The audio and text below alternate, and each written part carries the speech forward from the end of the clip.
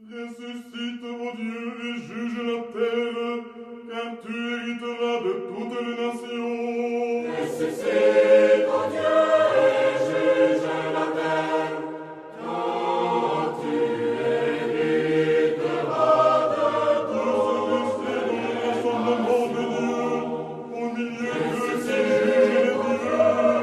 Juge la terre, Jusqu'à quand jugerez-vous injustement, et prendrez-vous le parti des pécheurs? Chers auditeurs de Dialogue RCF, bonjour. Au micro, le Père Jean Guet, orthodoxe du patriarcat œcuménique de Constantinople, recteur de la paroisse Saint-Hermogène à Marseille.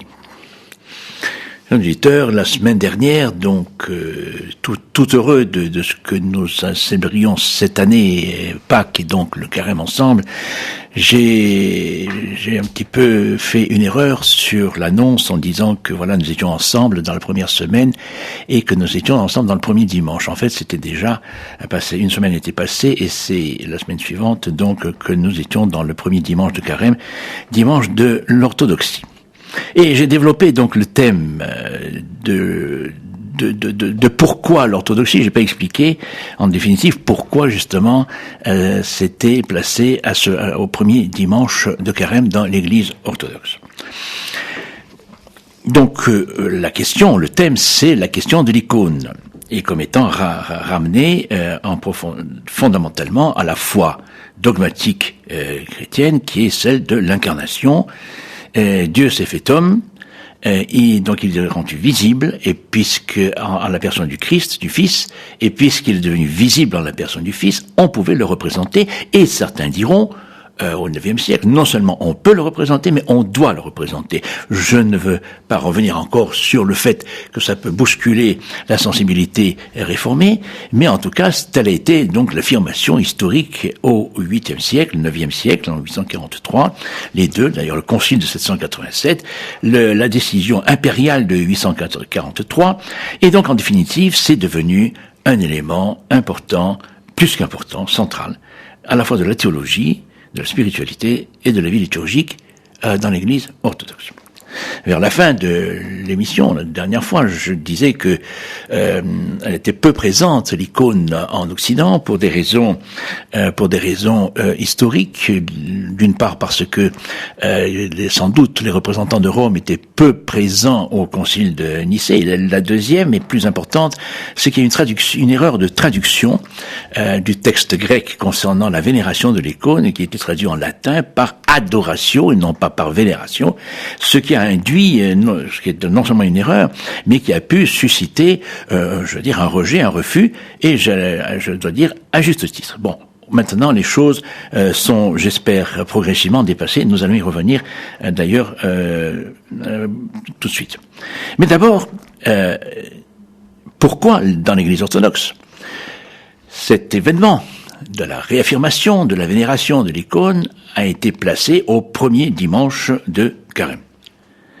Et c'est la raison pour laquelle il s'appelle le dimanche de l'orthodoxie, puisqu'il s'agit bien de l'orthodoxie de la foi dogmatique, et en aucun cas de l'orthodoxie ni orientale en tant que telle, et encore moins de l'orthodoxie des églises aujourd'hui orthodoxes, russes, roumaines, grecques, etc. et tout, bien que parfois il soit question de triomphe de l'orthodoxie. Surtout ne pas entrer dans la tentation de penser qu'il s'agit du triomphe des églises orthodoxes. C'est une chose à rappeler non seulement aux occidentaux pour que nous soyons bien sereins sur la question, mais aussi parfois il faut le rappeler d'ailleurs aux orthodoxes qui ne le savent pas peut-être toujours, en tout cas dans les pays orthodoxes. Et donc c'est au premier dimanche de Carême que l'Église a choisi, donc au cours du second millénaire, de célébrer cet événement, réaffirmer cet élément de foi, eh bien parce que il s'agit au fond du visage du Christ. Du visage du Christ et que sommes-nous en train de faire tous ensemble? Ce temps de Carême est un temps de préparation, de recueillement. On refait le point on essaie de se retrouver pour retrouver Dieu lui-même.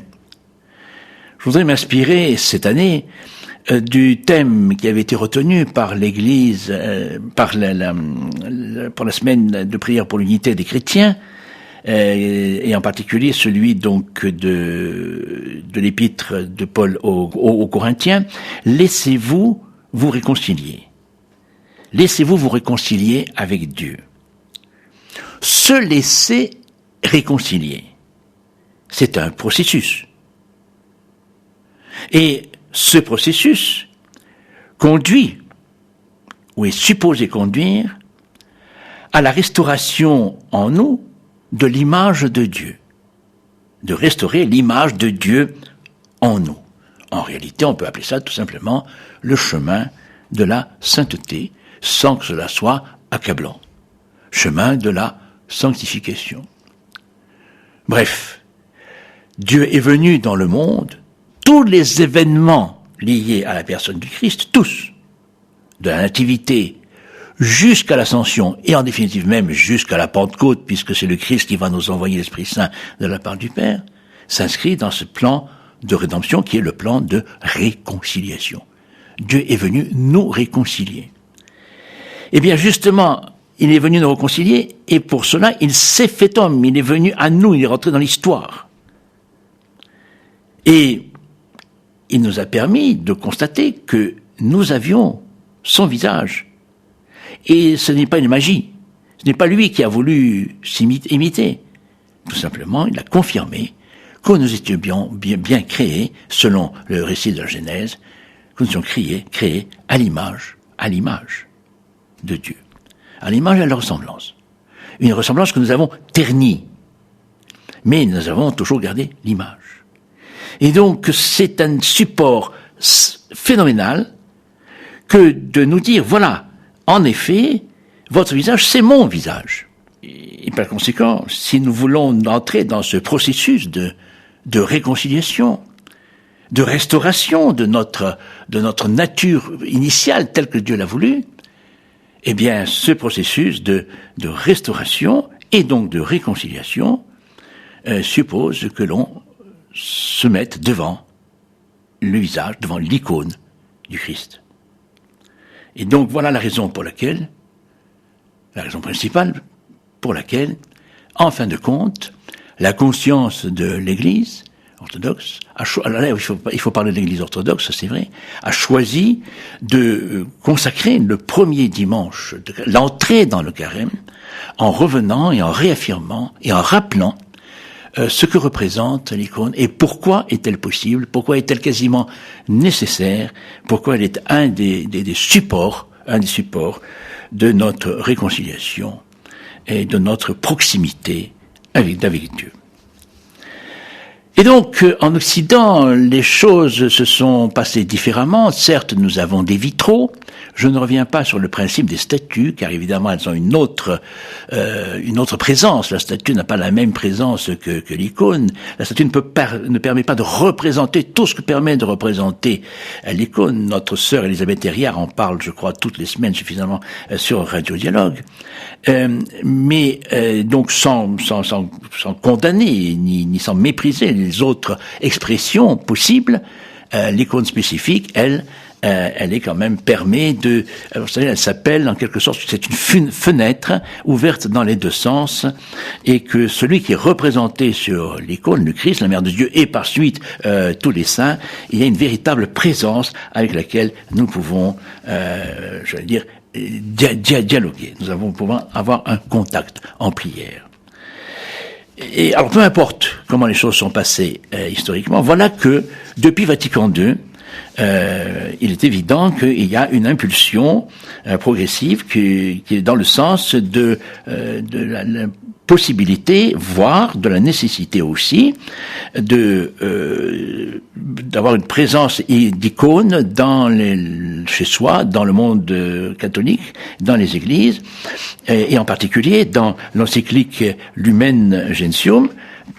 Il est dit tout à fait clairement qu'il faut encourager la coutume d'exposer les images de Marie dans les lieux de culte et dans les autres édifices afin de ressentir son aide dans les difficultés et son rappel à une vie toujours plus sainte et fidèle à Dieu, pour promouvoir l'utilisation correcte des effigies sacrées.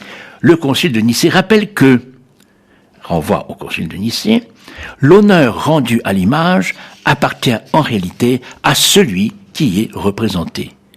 Et celui qui vénère l'image vénère la réalité qui y est représentée.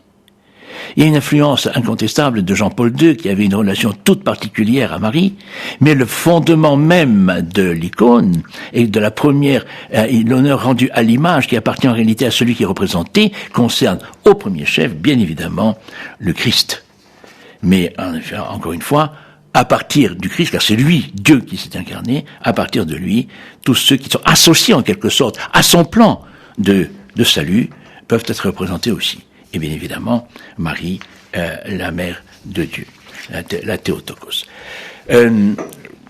D'une manière plus générale, on observe et on assiste à des réaffirmations du bien fondé de la présence de l'icône, et je crois pouvoir dire que dans beaucoup d'églises catholiques maintenant, il y a au moins une icône, enfin dans la plupart du temps, qui est justement l'icône du Christ, qui est l'icône de la Mère de Dieu, la Vierge de Vladimir, et bien souvent aussi l'icône de la Sainte Trinité, écrite par Andrei Rublev.